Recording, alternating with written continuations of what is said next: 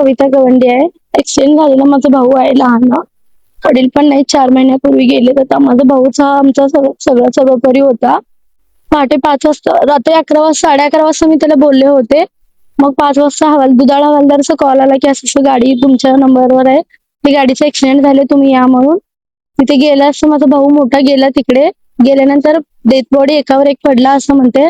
आम्हाला संशय आहे की जरी पडला असेल तर गाडी डेथ बॉडी जी एकावर एक का पडेल, साईडला पडली पाहिजे ना, म्हणजे गाडीला पण काहीतरी लागलं असलं पाहिजे जर ऍक्सिडेंट झाला असेल. आम्ही डेथ बॉडी घेण्यापूर्वी आम्हाला एकतर ऍक्सिडेंट झाला असेल तर ऍक्सिडेंट कोणी केला व का केला ते तर दिसलं पाहिजे, किंवा नेमकं काय कारण आहे ते समजल्याशिवाय आम्ही डेथ बॉडीतून घेऊन जात नाही. माझ्या भावाचं नाव नागेश गवंडी, 2 त्याचे फ्रेंड, एक रोहन भाई आणि एक प्रज्वल भैया.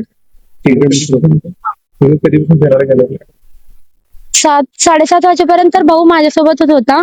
7:30 वाजता मला ते वीरतपासीर मंदिर जवळ सोडून तो गेला तिथून गेला. मग त्याला फोन केले होते मी रात्री 10 वाजता एकदा फोन केले, 11:30 वाजता एकदा फोन केले.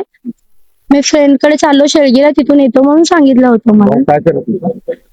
नातेपुतेला टोल नाक्यावर सुपरवायझर होतो. 3 जण आहोत आम्ही. मोठा भाऊ सेंटिंग करतो इथे, 2 नंबर भाऊ तो मीला. डेथ बॉडी एकावर एक पडले म्हणजे आम्हाला थोडं डाऊट यायला लागलाय. ते समजावं मला, किंवा ऍक्सिडेंट असेल तर कोण आरोपी आहे किंवा कोण ऍक्सिडेंट केलाय हे तरी आम्हाला समजलं पाहिजे. तुम्हाला केव्हा काय पहाटे 5 वाजता फोन आला, 4:59 ला फोन आला दुधाळ हवालदार.